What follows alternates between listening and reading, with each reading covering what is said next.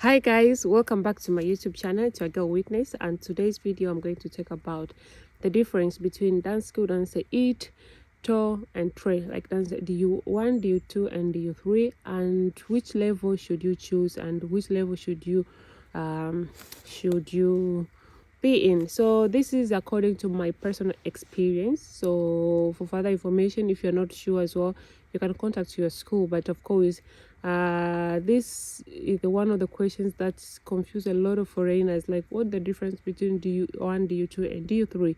So actually this DU1 or DU stand for Dansk Uddannelse.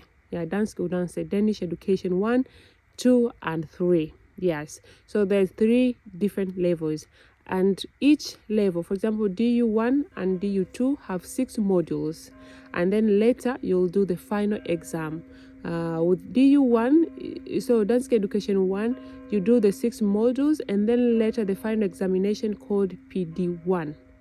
And Dance School Dance 2, so it has 6 modules. The final exam, it's called PD2. Yes. And Dance Education 3, that is Dance School Dancer 3, it has 5 modules. Yes, and within the 5 modules, the final exam in the module 5, it's called the PD3 exam, and you do the PD3. So the module 6 is optional. It's for people who want to go to higher education. You want to take the degree in Denmark in Danish, then you have to take module 6, and it's called the studio poem. Yeah, that is module 6. And to take this module 6, you have to get like high character. You have to get like 10 10 10. You have to be very, very good in Danish. Yes, I have done the PD3 exam. I cannot imagine studying module 6 because module 5 itself was very, very difficult. So I can also expect that module 6 is very tough. So you have to be very, very, very good in PD3. Like you have to score high marks in PD3. Yes. So which level will the school place you? So in this, is based on your educational background, on your home country, and how good you are with languages. Some people are very, very good with language. So if you're very good with language, and maybe from your home country you have like bachelor degrees, or you have masters, or you have PhDs, and you speak more than 2 languages, let's say you speak your mother tongue, you speak English, you speak French, so most likely you'll be placed in Dansk Uddannelse 3, like the toppest one. So they assume that, and they expect you are very good in language. If you have gone to study, you have higher education in your home country, yeah, it can be very easy for you at least to maneuver the Danish language. Yes. And if you don't have education at all, let's say you have elementary school, like primary school, and then you only speak your mother tongue, then most likely you will be placed in DU1. Yes, DU1. Actually, DU1 is the easiest than DU2, and DU2 is the easiest than DU3. So DU3 is the toughest one. Yes, they expect you to speak. Yeah, it has like advanced language. Yeah, it's more academic level of speaking. Yeah. So yeah, and if you have you have degree, you have diploma from your home country, or you have like high school, and you speak your mother language, and you speak some English, a little bit of English, then you'll be placed in DU2. So actually being in DU3 myself, I can admit that it's very tough. For example, I thought module 1, module 2, module 3 was easier for me, even though some people had failed those exams. But I think if you put the effort, if you repeat the homework, and you do a lot of practice, I think the module tests, they are not that difficult. But I can admit that module 5, it was very, very difficult level and challenging. Yes, of course I also had a baby, so I didn't have that much time to practice, but I can admit that it's very, very tough. So you have to be very good with the Danish, and you have to practice a lot. You have to find a lot of pensioners to talk to. You have to use, you have to read every day at least newspaper or books. You have to watch news. I mean, it's very, very advanced, and it's very academic. It's academic level, so you have to be very, very good in languages. So if you think that you're not that good with languages, and if you think that you are a little bit lazy and not committed and have many, many things, I advise you to go to DU2. PD2, yes, and then you can do the PD2 exam. But of course, so which language should you choose? Like which level should you choose? After you got your residence permit and your CPR number, you'll go to the job center and you'll sign the contract, and then they will assign you which school to go to, and the school will call you for the interview, and then they will talk to you. Some people speak Danish or they speak English, and they see which level you should be placed in. So if you if you speak a little bit of Danish, let's say you have been taking free Danish classes or you have been studying Danish in your home country, most likely you might be placed in, maybe if it's Dansk 2 and then module 2, let's say. For my case, I was a little bit good in Danish. So module 1, I didn't study much. I was there for only 2 weeks. 1 week, and the second week I got the exam and I did the exam. Yeah. So yeah, that's it. I hope this video will help you at least to choose which level you are. So I have seen people pass the PD3. Yes, if you put effort, consistent, you study every day, you read newspaper, you read books, because also module 5 is more about Danish community, Danish society, like health system in Denmark, education system in Denmark, working system in Denmark, maternity leave, paternity leave. So it's about community topics. So you have to be very good to discuss it, like advantages and disadvantages, like what do you think, your opinions. So you have to work so hard on it. I'm not saying that it's difficult, but if you put an effort, will be very easy. I have seen people in our class, actually, most people had passed. I know some people had got 10, 12, 10, 10, 10, 10, 7, 7, 7, and these people, they deserved it. Like, they worked so hard.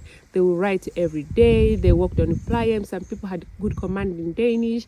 They pushed themselves to the limit. So I think to get this character, you have to push yourself. Like, you have to know what you want.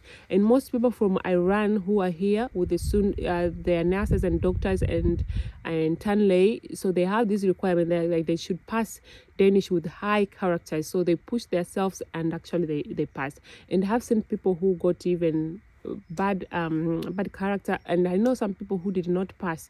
So you can expect all this character. So and some people do PD2. Yeah, some people do PD2 and then later they do PD3. So what are the advantages of taking PD2? Like Dansk 2, and the final exam is PD2. The advantage is it's a bit easier.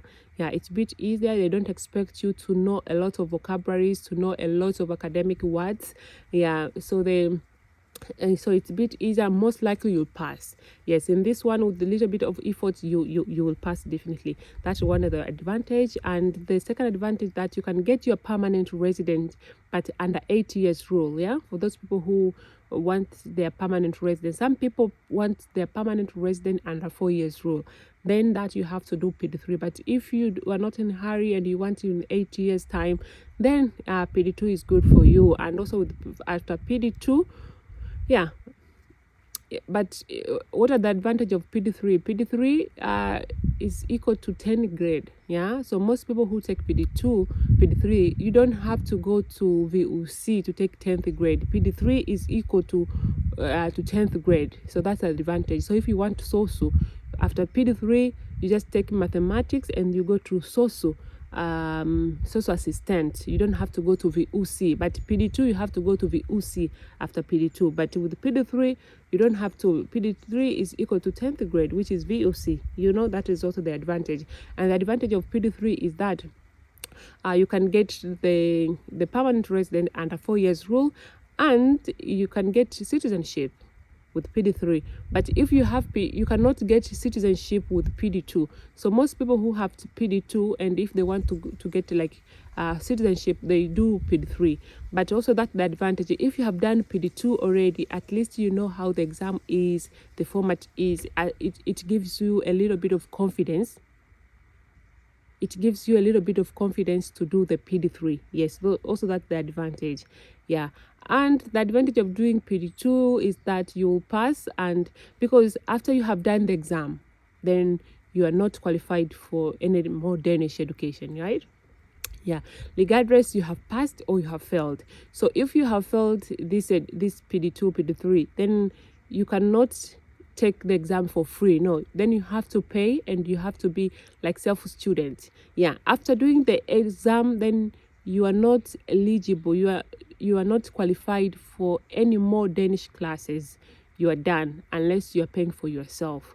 So if you are not sure, yeah, so if you have failed the exam, you have to pay it's how much, 1,500 to do the exam.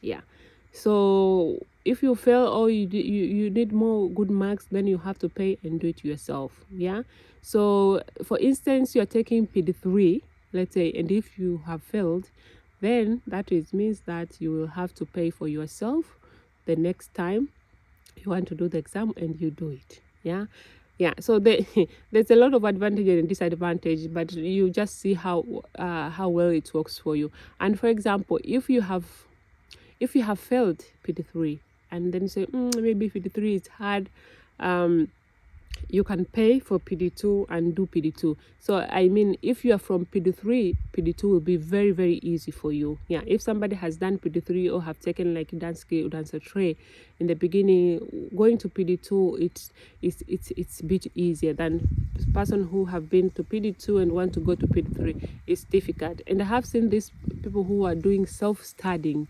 I mean, I think PD3 exam makes sense when you are in school. If you are taking like the Danish education, you're going to school, PD3 will be easy for you to pass. But if you're doing you're studying for yourself, it will be very difficult, because there's tips and tricks. You should do this. There's technique how to write, what should you write, what words should you use in modeling on speaking. So there's this technique, and most people who are doing self-study, they miss those technique. They don't know. So if you go to school, it makes sense. But if you have done, let's say, PD2 and you want to do PD3, I advise you to pay some these private teachers. They give you the techniques, like this, the word that you should use. You should use this, and you should do that. So on that way you'll pass. Yeah, I think if you're self-studying yourself, most likely you can pass if you want to. If you want like 2 for just citizenship, you might pass. But if you want high character and you have never been to dansk tray, I recommend that you pay for these private teachers, and they take you through the courses. They take you what the examiner expects you to do in the exam. I think it makes sense. Like, I have a lot of information, I don't know how to do about it, but I hope that it makes sense. So if you have any question, please ask me in the comment section, and I'll be very, very, very happy to answer you. Yes, so that is it about dansk 2 and dansk 3 and their final exam, dansk PD1, PD2 and PD3. Yeah, so I hope you enjoyed this video, and I'll see you in the next one. Hi, and good luck on your exams.